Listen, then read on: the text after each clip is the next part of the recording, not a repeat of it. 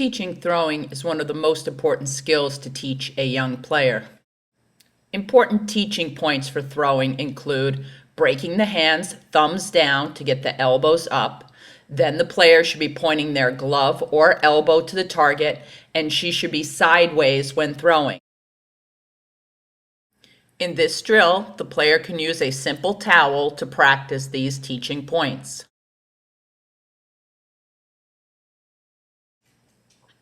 In the knee drill, using a simple gardening pad under the knee and a foam or wiffle ball, the player can practice these mechanics while throwing a ball into a fence.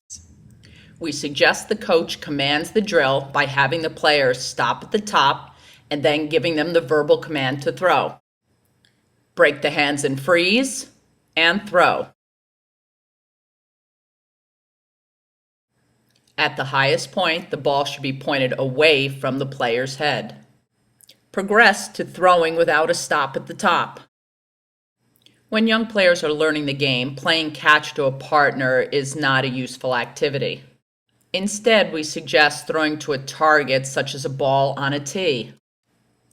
In shuffle, shuffle, throw, the player is placed on a line, a prescribed distance from the target, and they literally do just that. Shuffle, shuffle, break their hands, and throw to the target. This is a fun activity for the young ladies as they can work on throwing to a target and it can become a contest.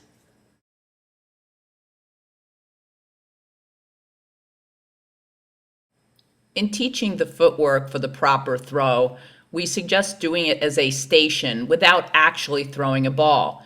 Using the proper verbal cues, step in, turn, and throw, it allows the player to get momentum toward their target and get their body turned sideways.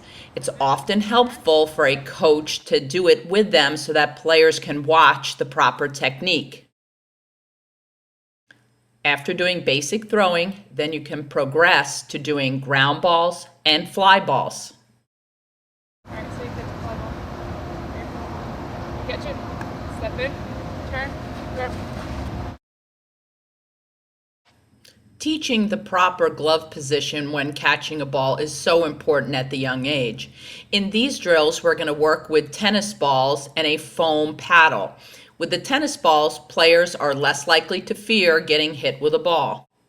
Fingers up when it's above the waist and fingers down when it's below the waist. After the player gets more confident, you can challenge her with higher fly balls and mix ground balls and fly balls without telling her what's coming. Every practice should begin with throwing. The best way to do this in the first week or two of practice is short 5-minute stations.